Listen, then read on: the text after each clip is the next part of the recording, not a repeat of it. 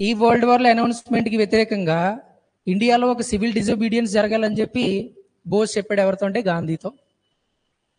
గాంధీని అడుగుతాడు అనమాట, మన సివిల్ డిజైమ్ మూమెంట్ లాగా ఇండియా మొత్తం ఒక మూమెంట్ చేయాలి ఇప్పుడు కూడా అని చెప్పి చెప్తాడు. బట్ గాంధీ ఇక్కడ ఒప్పుకోడు. గాంధీ రిజెక్ట్ చేసాడు దీన్ని. బోస్ ఏం చేస్తాడంటే త్రూ అవుట్ ఇండియా పెట్టాలని అనుకున్నాడు సివిల్ డిసోబీడియన్స్ మూమెంట్ అనేది. బట్ ఇక్కడ గాంధీ ఒప్పుకోపోయేసరికి కనీసం బెంగాల్లో అన్నా సరే మూమెంట్ జరగాలని చెప్పి బోస్ డిసైడ్ చేసుకున్నాడు. సో బెంగాల్లో మూమెంట్ అనేది స్టార్ట్ చేస్తాడు బోస్.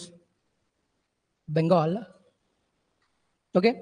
అక్కడ 1756లో మాట్లాడుకున్నాం మనం బ్లాక్ హోల్ ట్రాజడీ అని చెప్పి. ఫోర్ట్ విలియమ్స్లో 123 మెంబర్స్ చనిపోయారని మాట్లాడుకున్నాం, 23 మెంబర్స్ బతుకున్నారని మాట్లాడుకున్నాం. సో 23 మెంబర్స్లో ఒకటే హాల్వెల్ అని చెప్పుకున్నాం కదా. ఈ హాల్వెల్ ఏం చేస్తాడంటే ఒక కన్స్ట్రక్షన్ చేస్తాడనమాట. ఎక్కడంటే బెంగాల్లో. దీన్ని హాల్వెల్ మాన్యుమెంట్ అంటాం. అది కట్టించింది అది. సో హాల్వెల్ మాన్యుమెంట్ని బోస్ దేని టార్గెట్ చేశాడంటే ఇక్కడ ఈ హాల్వెల్ మాన్యుమెంట్ని డెస్ట్రాయ్ చేయాలని చెప్పి టార్గెట్ చేస్తాడు. ఇది బెంగాల్లోనే ఉంది. బోస్ బెంగాల్లో మూవ్మెంట్ చేయాలని చూస్తున్నాడు. సో బోస్ ఫస్ట్ ఏం చేయాలంటే బ్రిటిష్ వ్యతిరేకంగా ఏదో చేయాలి కదా. సో ఈ decided to destroy the Holwell monument. So దీనికి ఇది చేయడానికి సిద్ధపడతాడు కాబట్టి బోస్ని ఏం చేస్తారంటే మూసారు. బోస్ని అరెస్ట్ చేశారు అనమాట.